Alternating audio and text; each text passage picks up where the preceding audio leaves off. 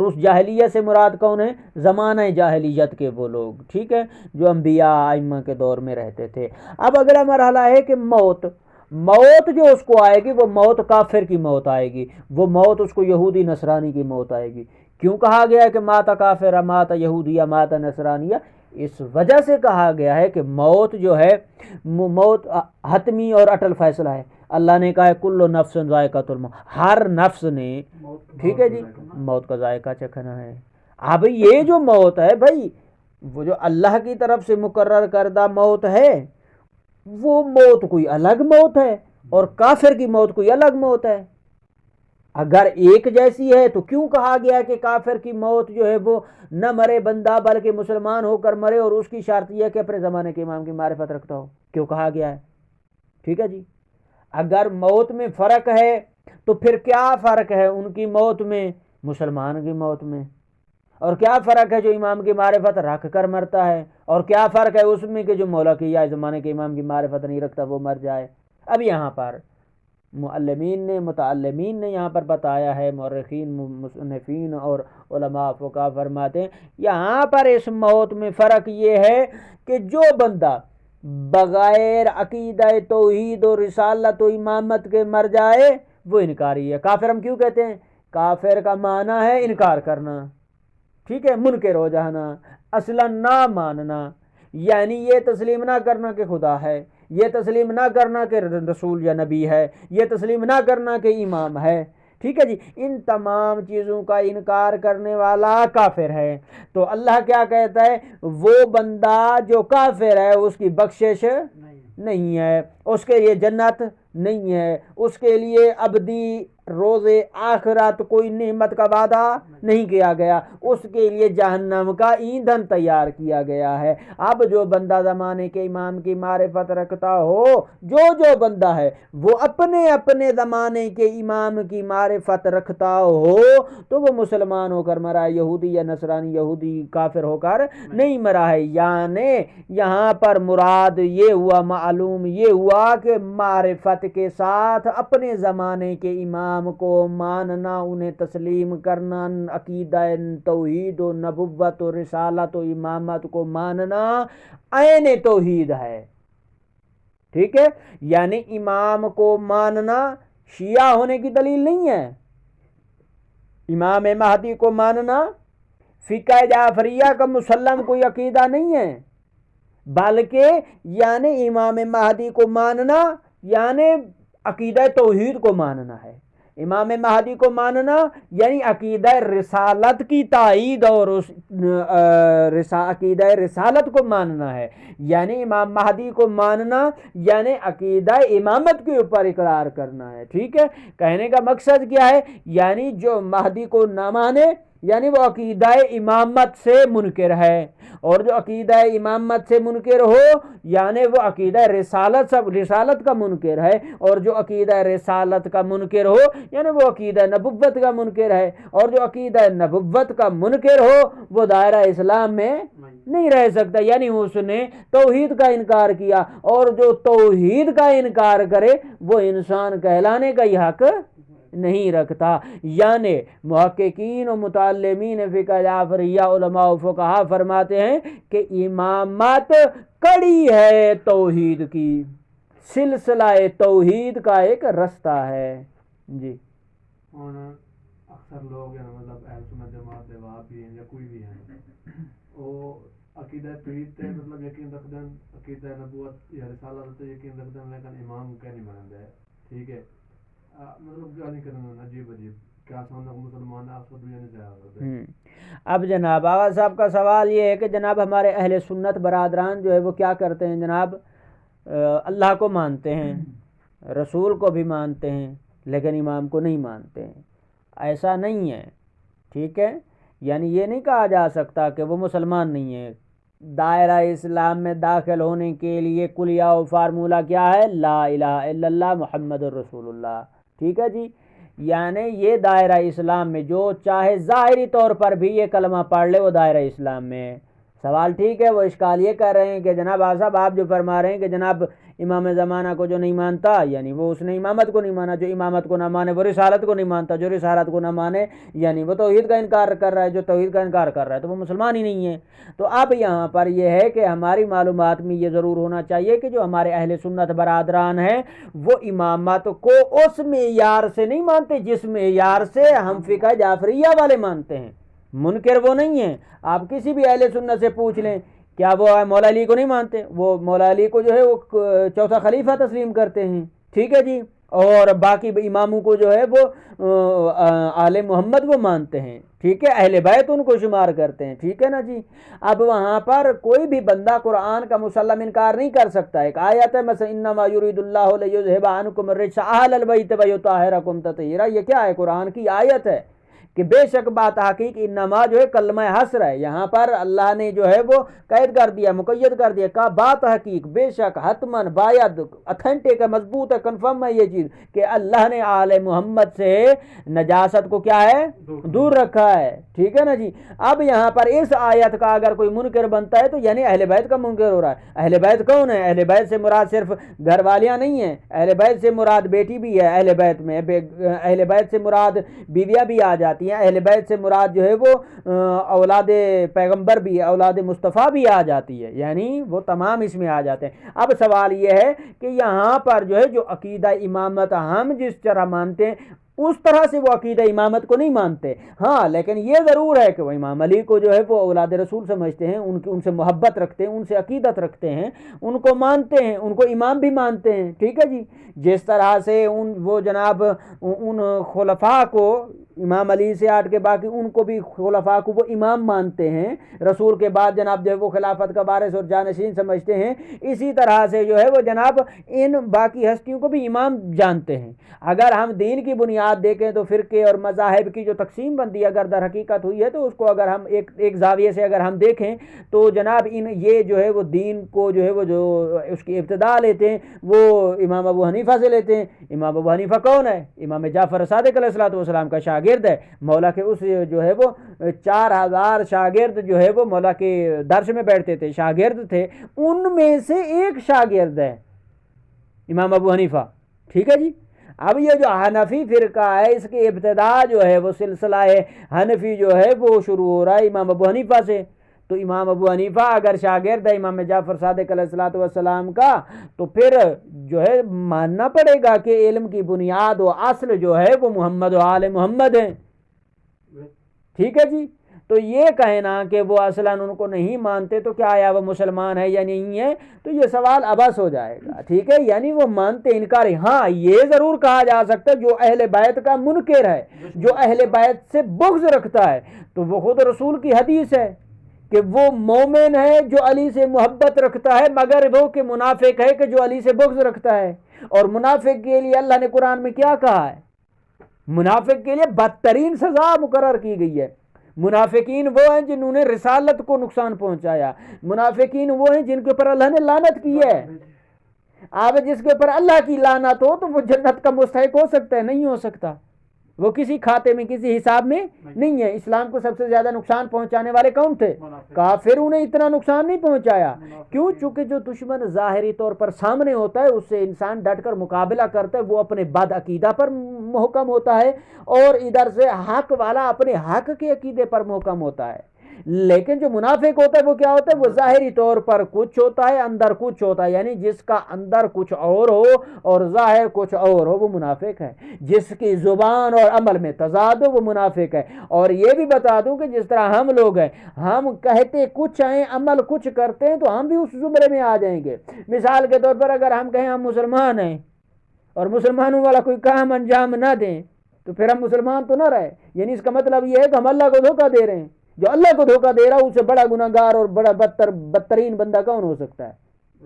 Clear ہے آغا صاحب؟ یعنی کہنے کا مقصد یہ کہ وہ مانتے ہیں، منکر نہیں ہے۔ اکثر وہاں بھی ٹھیک ہے نا، وہ امام زمانہ گالیاں نے سپیکر ہوتے پکڑے گا، ویڈیو وائرل تھی ہے، ہاں ہی مطابق بابا جو ہمارے عقیدے کے مطابق اور ہماری مسلمات کے مطابق 12 میں سے کسی ایک کا بھی منکر ہو، سمجھ آ رہی ہے؟ کسی ایک کا بھی جو ہے منکر ہو وہ مرتد ہے، ختم۔ اہل سنت میں کوئی ایسا نہیں ہے، حتیٰ صحیح بخاری کی حدیث ہیں بھائی، یہ مسلم ہے، جو نہیں مانتا ہمارا اس سے یہ نہیں ہے کہ ہم اسے جو ہے وہ جناب کافر قرار دیں یا ہم اسے جو ہے وہ جناب کوئی ہم فتویٰ دیں، وہ نہیں ہے۔ ہمارے پاس ایک دین مسلم کا ایک کلیہ ہے، ہمارے پاس ایک فارمولہ ہے، وہ فارمولہ اور کلیہ کیا ہے؟ رسول خدا صلی اللہ علیہ وآلہ وسلم نے اپنے دور نبوت میں وہ فرما گئے ہیں، میرا ہم نام ہوگا،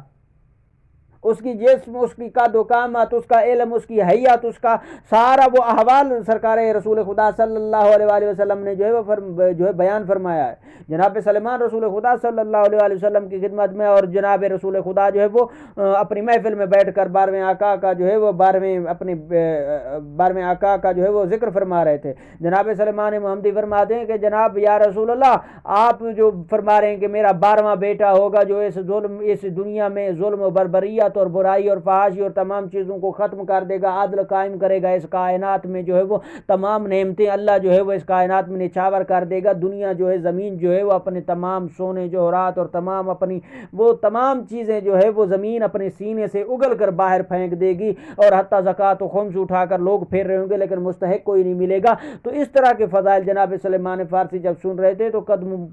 قدم بوسی کر کے کہتے یا رسول اللہ، کیا میں بھی 12ویں آقا کی زیارت کر سکتا ہوں؟ آپ کے 12ویں بیٹے کی میں زیارت کر سکوں گا؟ تو اس وقت سوال ان کا پوچھنے کا مقصد کیا تھا کہ میں تو آپ کے زمانے میں ہوں، آپ فرما رہے ہیں کہ وہ آخری زمانے میں ہوگا، تو کیا میں بھی زیارت کر سکوں گا؟ تو اس وقت رسول خدا نے فرمایا جو بندہ میرے 12ویں بیٹے کی محبت میں اس دنیا سے چلا جائے اور اس کی معرفت میں چلا جائے، ہر وہ بندہ جو ہے وہ 12ویں آقا کی زیارت کرے گا جب اس کا ظہور ہوگا، جب وہ اس دنیا میں آئے گا وہ اس کی زیارت کرے گا۔ تو پھر آگے صاحب کتابیں کہ جیسے ہی جو ہے وہ جناب سلمان نے سوال کیا اور رسول خدا نے جواب دیا، تو اس وقت جو ہے رسول خدا نے آگے فرمایا کہ سلیمان، صرف تم نہیں،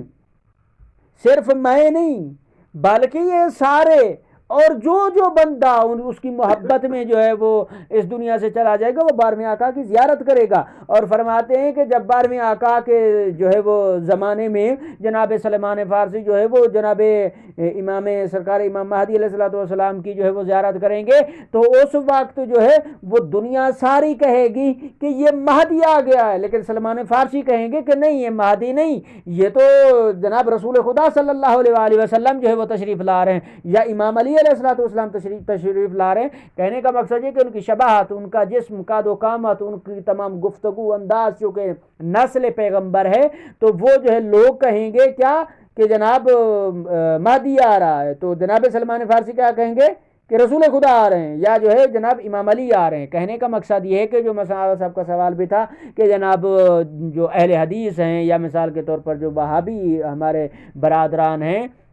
وہ گالیاں نکالتے ہیں یا کچھ کرتے ہیں، جو اولاد رسول کو، جو اولاد پیغمبر کو گالی نکالے، کچھ بچتا ہے اس میں؟ ختم ہو گئی بات۔ ہاں البتہ یہ ہے کہ ہم اس زمرے میں سب کو نہیں ملا سکتے، ٹھیک ہے؟ اہل حدیث میں بھی، وہابیوں میں بھی وہ لوگ بھی ہیں جو ان کی آمد کا انتظار کرتے ہیں، جو ان کے آنے کو جو ہے وہ تسلیم کرتے ہیں، اس کا اقرار کرتے ہیں، اور صحیح بخاری میں احادیث موجود ہیں، 12ویں آقا کی مفصلاً اور پوری تفصیل کے ساتھ ایک حدیث موجود ہے جس میں خود سرکار کی اسم مبارک، ان کی قد و قامت کے حوالے سے، ان کی زندگی کے بارے میں اور ان کی علامات کے بارے میں، ان کی خصوصیات و صفات کے بارے میں پورا رسول خدا صلی اللہ علیہ وآلہ وسلم کی زبان مبارک سے، اور وہ ضعیف بھی نہیں ہے، اتھینٹک ہے، مضبوط ہے، اس کی یعنی سند بھی ثقہ ہے، اور راوی بھی یہ ہے کہ خود جو ہے وہ آپ خود توضیح بھی اٹھا لیں، وہاں پہ اس میں لکھا ہوا ہے جو بھی 12 میں سے کسی ایک کا منکر ہو، منکر اس اعتبار سے ہو کہ اصلاً ہے ہی نہیں، یا میں اسے مانتا نہیں ہوں، یا دشمنی یا بغض کا اظہار کرتا ہے، تو وہ دائرہ اسلام میں کہاں باقی رہتا ہے؟ جو اگر اولاد رسول کو، جس کو رسول کہتے ہیں لحمہم لحمی دمہم دمی، ٹھیک ہے جی، یعنی مثال کے طور پر ظاہراً یہ ہے کہ وہ رسول کی آل، اس کے خاندان کا منکر ہے۔ جو مثلا امام علی ہے، امام حسن کس کی اولاد سے ہیں؟ جناب سیدہ زہرا کی اولاد سے۔ جناب سیدہ زہرا کون ہے؟ رسول کی بیٹی ہے، رسول کی بیٹی رسول کی اولاد ہے، اس سے یہ سلسلہ سارا چلتا ہوا جو ہے۔ امام حسن کون ہے؟ امام علی کے بیٹے ہیں۔ امام علی اپنا امام حسن کس کے بیٹے ہیں؟ جناب سیدہ زہرا کے بیٹے ہیں۔ امام حسین کس کے بیٹے ہیں؟ سیدہ زہرا کے بیٹے ہیں۔ پھر جناب امام زین العابدین امام حسین کے بیٹے ہیں۔ امام محمد باقر جو ہے وہ امام زین العابدین کے بیٹے ہیں۔ امام جعفر صادق جو ہے وہ امام محمد باقر کے بیٹے، یعنی ایک سلسلہ تسلسل جو ہے وہ اولاد رسول ہے، اولاد پیغمبر ہے، اولاد زہرا ہے، اولاد علی ہے۔ تو کہنے کا مقصد یہ ہے کہ اولاد زہرا کا کوئی منکر نہیں ہو سکتا ہے، ٹھیک ہے، نہ جو ہے وہ علمی اعتبار سے، نہ معرفت کے اعتبار سے، نہ علم کے اعتبار سے، نہ تقوی پرہیزگاری کے اعتبار، کسی بھی چیز کا منکر نہیں ہو سکتا ہے۔ اور آخری نقطہ اور آپ کی زحمت کو جو ہے وہ تمام کرتے ہیں کہ امام مہدی کے مقام سے ہمیں آشنائی ہونی چاہیے، ٹھیک ہے۔ انشاءاللہ اگلے پانچ شنبے جو ہے وہ جمعرات والے دن مزید اس کو ہم جو ہے وہ ادامہ ضرور دیں گے۔ کہتے ہیں کہ معرفت میں اضافے کی ایک اہم راہ جو ہے حضرت امام مہدی علیہ السلام کے رفیع مقام کو پہچاننا ہے، یعنی کہ ان کی رفعت کو اور ان کی منزلت کو، ان کے مقام معرفت کو پہچاننا ہمارے اوپر ہماری ذمہ داری ہے۔ اگر ہم یہ جان لیں کہ امام زمانہ محور عالم ہیں اور خلیفۃ اللہ کے مقام کی بنا پر وہ نہ صرف دنیا میں خدا کے جانشین ہیں بلکہ وہ تمام کائنات، کہکشاؤں، ستاروں، سیاروں، حتی ملائکہ اور حاملین عرش پر بھی حاکم ہیں، یوں ان کے بلند مقام کے بارے میں ہم اپنی معرفت میں اضافہ کر سکتے ہیں، اور اس سے ان کے لیے ہماری محبت و مودت میں بھی اضافہ ہوگا، اور پھر ہمیں معلوم ہوگا کہ ہم اب تک امام عصر کے مقام سے ناآشنا اور وجود امام زمانہ سے غافل تھے۔ اگر ہم اس مقام سے اور اس روح سے اور اس لیول سے اگر ہم امام کی معرفت نہیں رکھتے، اور ائمہ طاہرین علیہ السلام نے اپنے فرمودات میں لوگوں کو حضرت صاحب الامر اجل اللہ تعالی فرجہ الشریف کے مقام سے آگاہ فرمایا ہے، اور ان ارشادات کو آپ مفصل کتابوں اور صحیفہ مہدیہ میں ملاحظہ کر سکتے ہیں۔ خود امام باقر علیہ السلام جو ہے وہ طاہرین علیہ السلام میں سے ہر ایک کا ذکر کرنا بہتر اور اچھا ہے، لیکن کیوں آخر امام حضرت مہدی کا ذکر کرنا سب سے بہتر ہے؟ اس کا جواب فرماتے ہیں کہ کیونکہ رسول اکرم صلی اللہ علیہ وآلہ وسلم اور ائمہ طاہرین کی تمام جان افشانی اور کوششوں کو امام زمانہ کے نتیجہ تک پہنچائیں گے، اس وجہ سے، اور رسول اکرم کی رسالت اور ائمہ طاہرین علیہ السلام کی امامت کا نتیجہ آن حضرت کے توسط سے ظاہر ہوگا، ٹھیک ہے جی، یعنی ائمہ طاہرین کی امامت اور رسالت رسول کی، اس کا نتیجہ جو ہے وہ امام مہدی کے توسط سے ظاہر ہوگا، اس وجہ سے بھی، اور پس امام زمانہ اور ان کے ظہور کو یاد کرنا رسول اکرم اور ائمہ طاہرین علیہ السلام کو یاد کرنا ہی ہے، کیونکہ امام مہدی جو دین لے کر آئے ہیں وہ دین مصطفیٰ ہے، وہ دین علی ہے، وہ دین خدا ہے، وہ قرآن خدا ہے، وہ قرآن مصطفیٰ ہے، وہ قرآن علی ہے، یعنی وہ تمام احکامات شریعت محمدیہ ہیں، وہ تمام سیرت محمدیہ ہے، وہ تمام اخلاق محمدیہ ہے، وہ تمام عمل محمدی ہے، ٹھیک ہے، یعنی اس تمام زاویے میں جو تمام چیزیں آتی ہیں بالتسلسل علی حسن حسین زین العابدین محمد باقر جعفر صادق